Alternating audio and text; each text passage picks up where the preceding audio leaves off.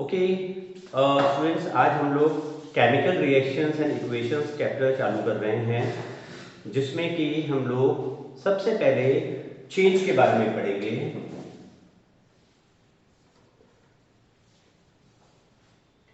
Change में कुछ बदलाव होगा। चेंज दो तरीके के हो सकते हैं, एक फिजिकल चेंज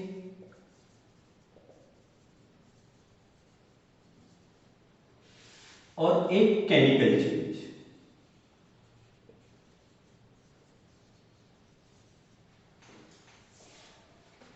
फिजिकल चेंज में की पहचान क्या होगी? फिजिकल चेंज में न्यू कंपाउंड्स, जिनको हम सब्सटेंसेस भी बोल सकते हैं, new substances will not be formed.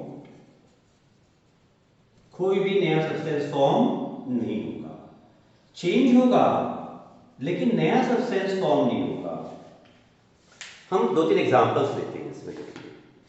सबसे पहले हमने ये पेज लिया और ये पेज मिक्सचर है कई सारे कंपाउंड्स का, और उसको मैंने इस तरीके से कट कर दिया।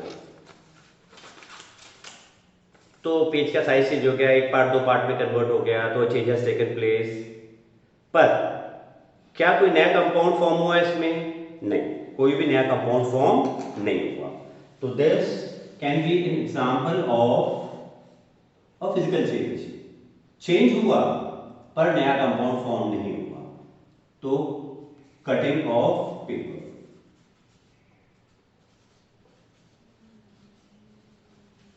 दूसरा,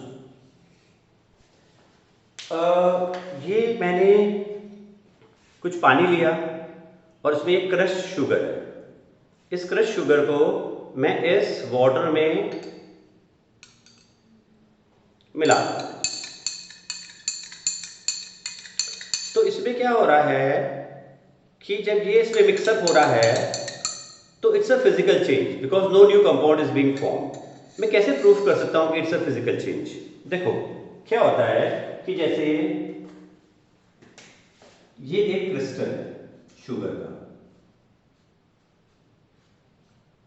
तो ये क्रिस्टल बना हुआ किसका है? It is made up of C12H22O11 molecules. कितने मॉलिक्यूल्स होंगे इस क्रिस्टल में? Billions and billions of molecules will be present.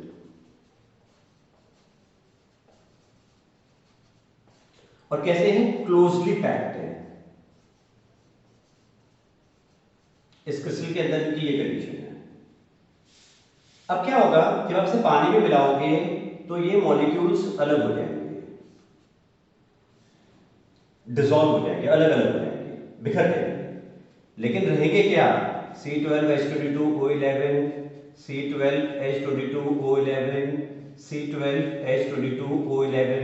पहले क्या थे? C12H22O11। बिखर गए, लेकिन बिखरने के बाद भी मॉलिक्यूल तो वही रहा ना, कोई नया सब्सटेंस फॉर्म नहीं हुआ। New substances are not formed, तो therefore it comes into the category of a physical change। एक और एग्जांपल लेते हैं हम। जैसे देखो, ये हमारा वाटर है और इसमें मैंने कुछ आइस क्यूब्स डाल दिए, कुछ आइस क्यूब्स डालते हैं। थोड़ी देर में क्या होगा? थोड़ी देर में ये आइस क्यूब्स मेल्ट हो जाएंगे और मेल्ट होकर के वो भी वाटर में कन्वर्ट हो जाएंगी, यानी आइस वाटर में कन्वर्ट हो रहा है। तो आइस का वाटर में कन्वर्ट होना, आइस में H2O होता है सॉलिड फॉर्म में, ये कन्वर्ट हो गया वाटर में। वाटर में क्या है? वाटर में भी H2O है, बस लिक्विड फॉर्म में है। तो H2O ही रहा, कोई नया कंपाउंड फॉर्म नहीं हुआ। New compounds have not been formed, therefore this is also an example of a physical change. यानी कि एक सॉलिड का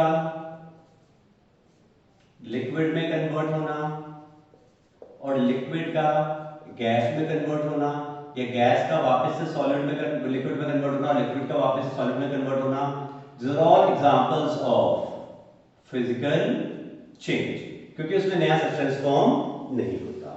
तो ऐसे बहुत सारे एग्जांपल्स हैं फिजिकल चेंज के। Now will talk about chemical change. तो ऑब्वियसली केमिकल चेंज में क्या होगा, new substances will be formed, new compounds और substances will be formed. Cutting of paper is a physical change. What about burning of paper?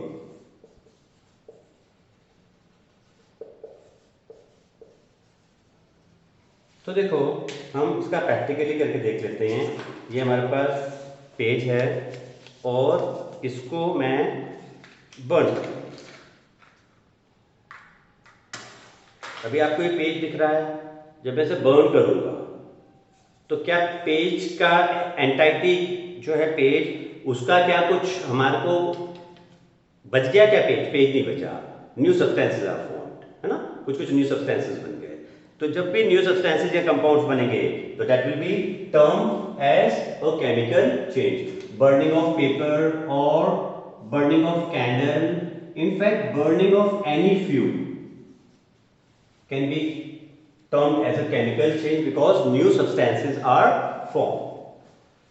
अगर हम एक और example लें इसका, रस्टिंग ऑफ आयरन।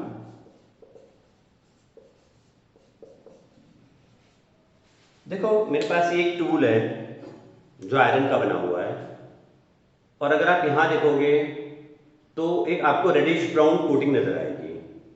मैंने क्या किया, एक सैंड पेपर लेकर के और इस कोटिंग को हटा दिया।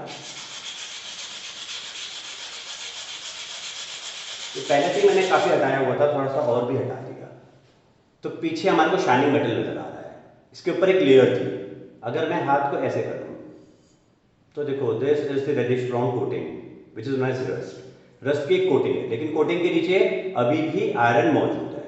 तो जब शुरू में ये टूल बना होगा तो पूरा ऐसा शाइनिंग होगा, लेकिन with time it has got converted in this thing, क्योंकि इसके ऊपर एक लेयर आ गई, Fe2O3.XH2O की लेयर आ गई। तो आयरन का कुछ सब्सटेंसेस के साथ O2, H2O वगैरह के साथ में मिलकर के और एक नया केमिकल कंपाउंड फॉर्म करना जो कि रेडिश ब्राउन कलर का होता है, this is an example of a chemical change. Third, respiration. देखो रेस्पिरेशन में क्या होता है, प्रिसाइसली अगर हम एग्जैक्टली रेस्पिरेशन क्या होता है उसकी बात करें, वैसे तो breathing is also part of respiration, लेकिन माइटोकॉन्ड्रिया में ग्लूकोज कन्वर्ट होता है एटीपी मॉलिक्यूल्स में, and this process is known as what, this process is known as respiration. Okay, and what about digestion of food in our body? This is also a chemical change. What about cooking of food? This is again a chemical change. In fact, जब भी कुछ नया substance form हो गया, new substance form हो गया, तो that will be termed as a chemical change, और अगर कोई नया सब्सटेंस फॉर्म नहीं हुआ तो that will be termed as a physical change. I hope that I have made myself clear. ठीक है, तो आज आपने क्या समझा, आज आपने फिजिकल चेंज और केमिकल चेंज के बीच का डिफरेंस समझा। Thank you.